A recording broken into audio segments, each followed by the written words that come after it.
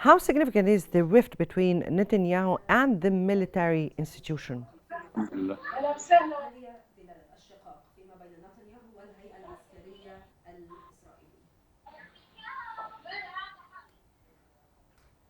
Again,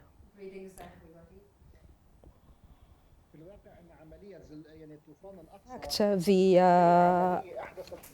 7th of October incidents or the flood of Al-Aqsa has created major turmoil on a multitude of levels.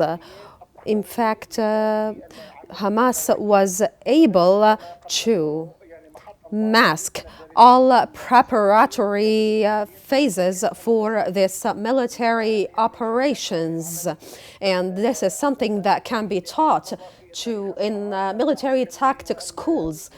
In fact, the Israeli occupation forces were taken by surprise with the magnitude of this operation, through which the Palestinians were able to penetrate through the defense front lines of Israel, which are equipped with state-of-the-art equipment and are heavily guarded. The Palestinians were able to penetrate through Israeli settlements and to take hostage a lot of Israeli nationals. This resulted in great loss for Israel, of course, and the nature of the Israeli enemy, in fact, is characterized by strict regulatory measures, security measures.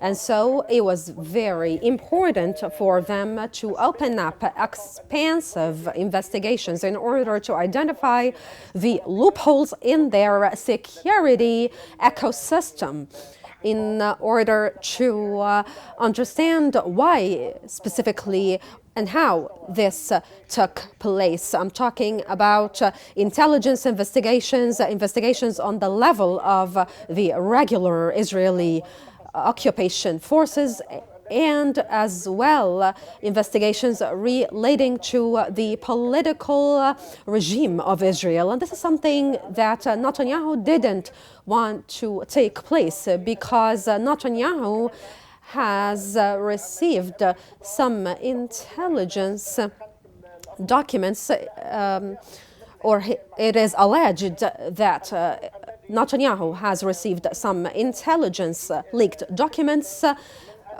feeding that Hamas was preparing for a large-scale military operation against Israel, but he didn't take it seriously.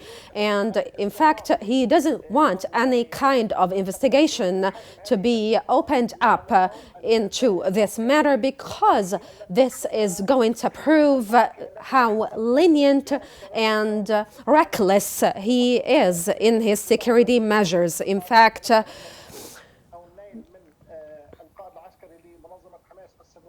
after Sinwar has been assassinated, and after some Lebanese offensives took place, Netanyahu does not find this sufficient for himself, and he is aspiring to wage